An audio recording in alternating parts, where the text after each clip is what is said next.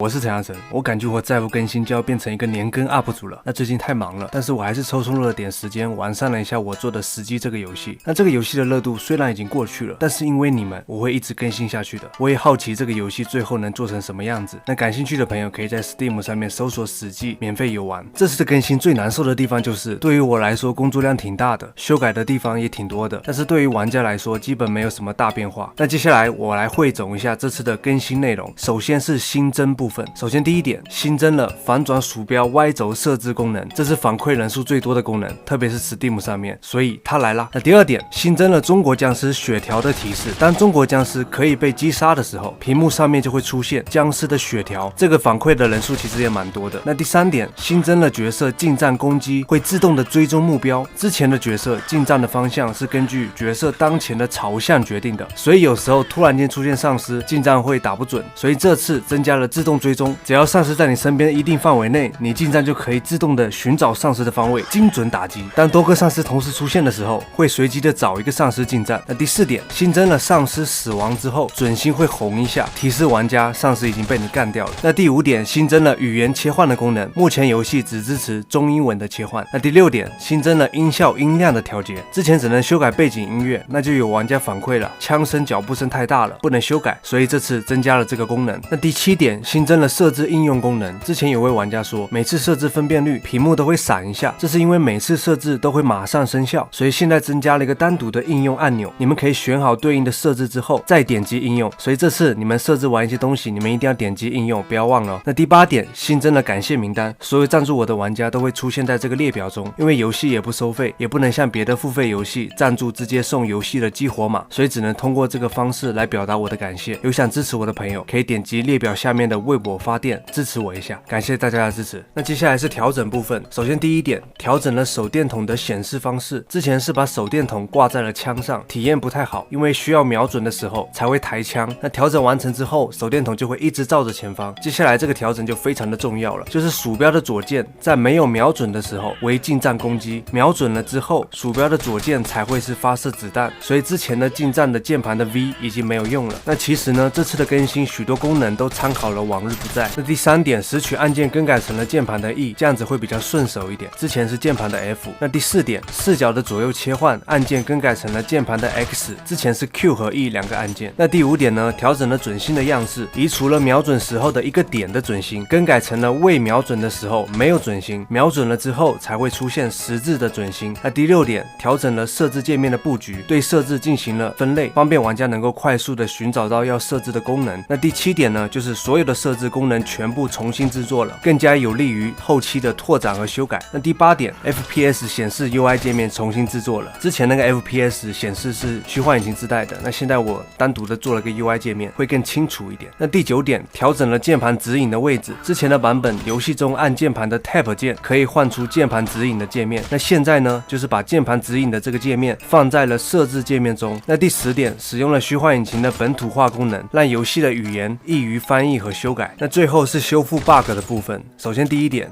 尝试修复了老巷地图僵尸 BOSS 会被卡住的 bug。那第二点，修复了换弹中被近战打断了，那子弹会被吞的这个 bug。好了，那这就是本次所有更新的内容了。游戏的不断完善都有你们的一份功劳，真的很感谢大家的游玩和建议，希望这个游戏能越来越好吧。那这一期的视频就给大家带到这边，喜欢这个系列的朋友可以3连或点个赞哦。我们下个视频再见，拜拜。